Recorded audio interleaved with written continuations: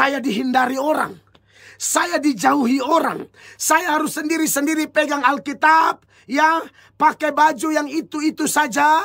Pakai celana yang itu-itu saja.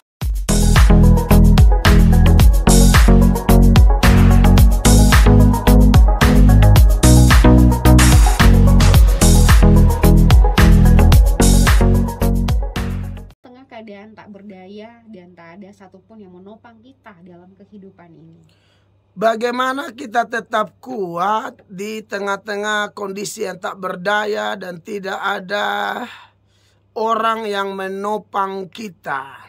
Ya, saya menjawab yang pertama, saya jawab dulu berdasarkan pengalaman ya.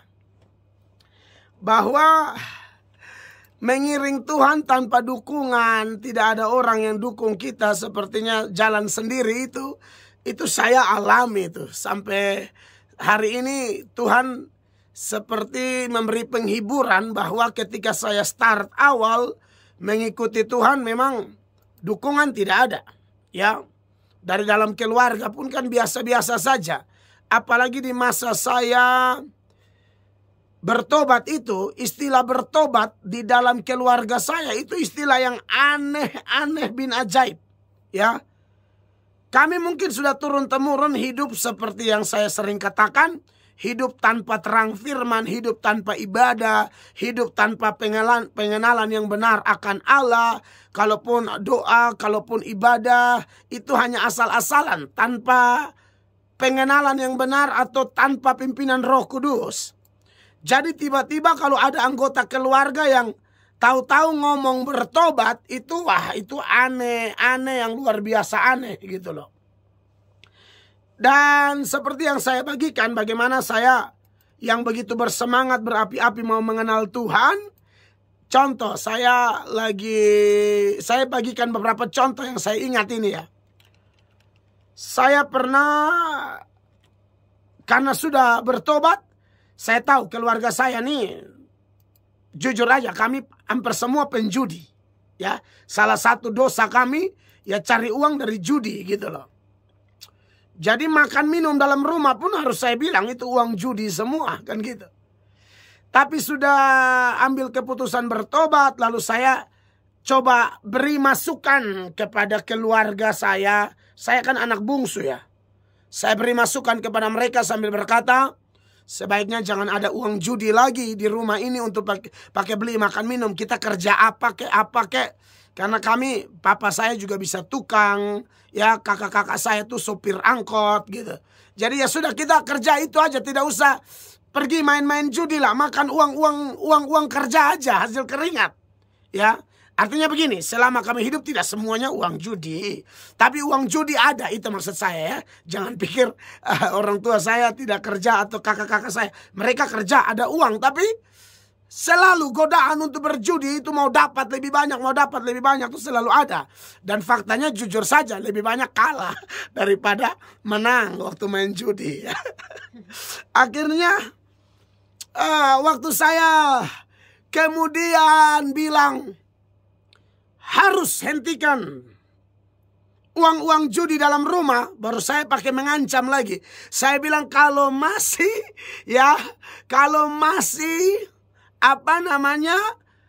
ada uang judi di rumah ini, apalagi untuk makan minum, saya tidak akan makan.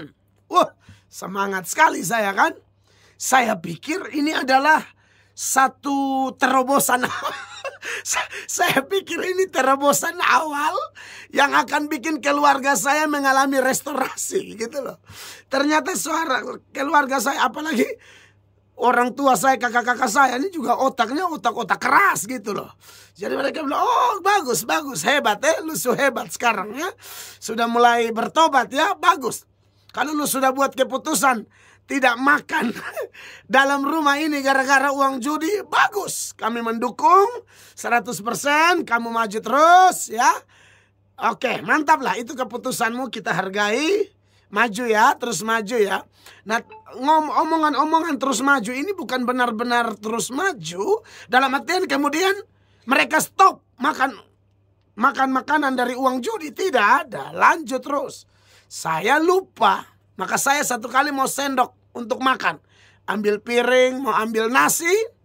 Lalu salah satu saudara saya, karena kami laki-laki semua, saya yang bungsu, salah satu saudara saya datang dan berkata, pakai bahasa Kupang, lu mau buat apa? Mau bikin apa? Hah? Sande mau makan. Kalau bilang lu, ini pakai bahasa Kupang ya. Kalau bilang lu susun mau uang judi, itu doi judi semua tuh. Di rumah akan tetap doi judi. Jangan lu mau bertobat lu urusan jadi saudara.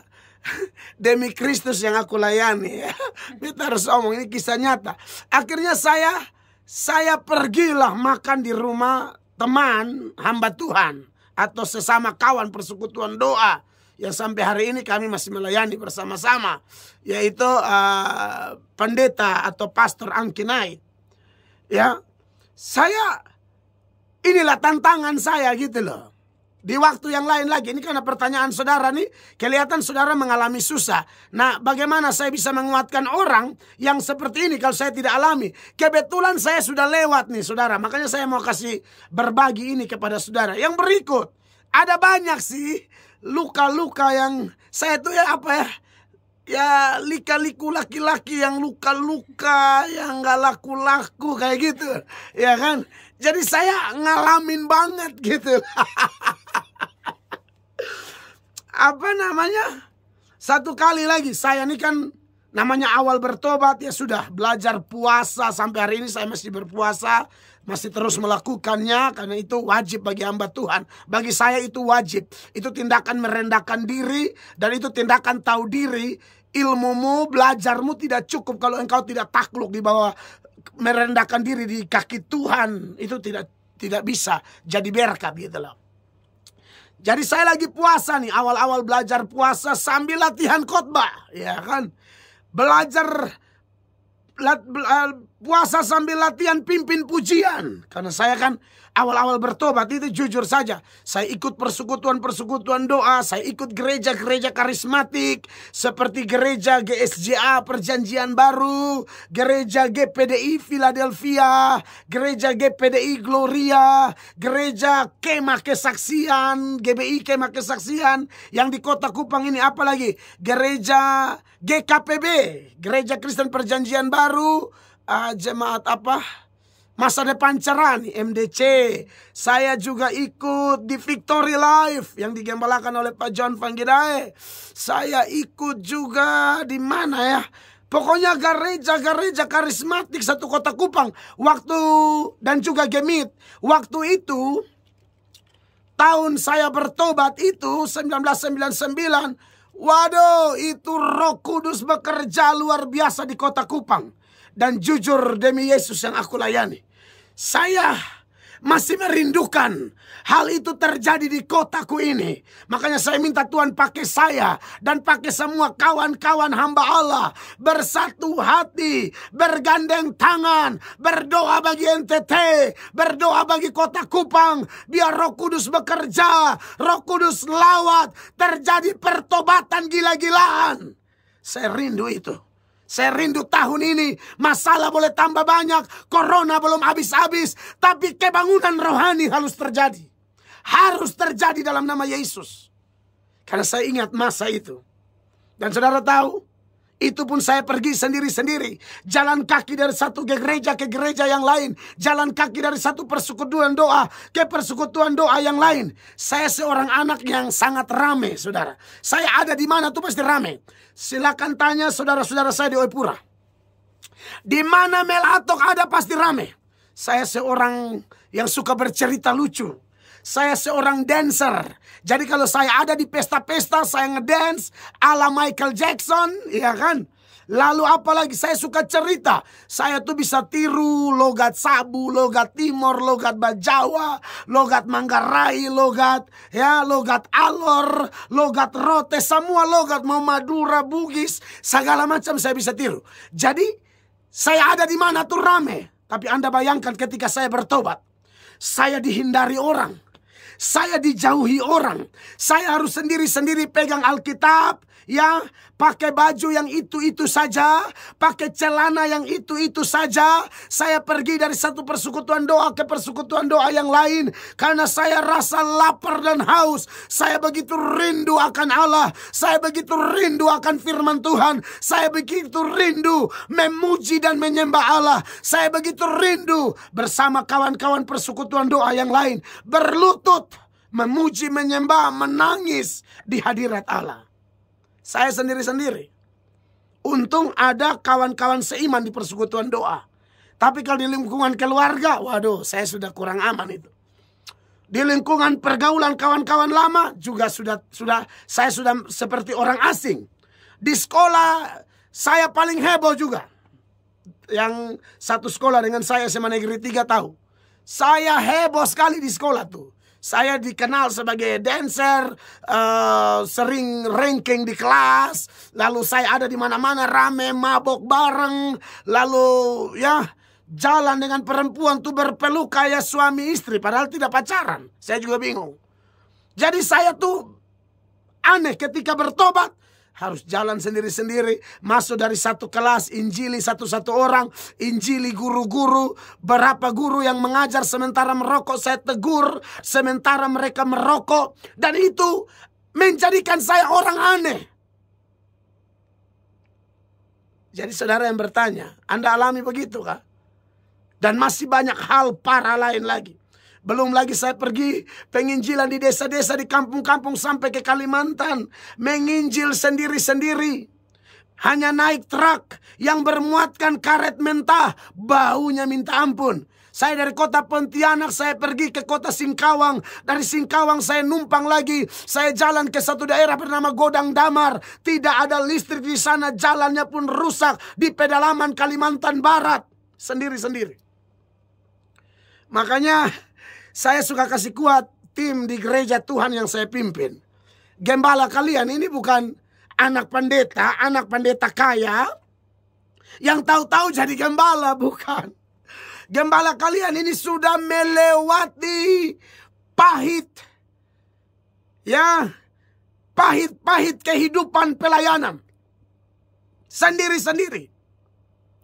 Sudah terbiasa yang namanya mencuci WC. Sudah terbiasa yang namanya ngepel gereja, rumah pendeta. Sudah biasa. Potong rumput satu halaman luas sendiri-sendiri. Sudah biasa. Makanya saya omong pelayanan bukan saya hanya tahu khotbah.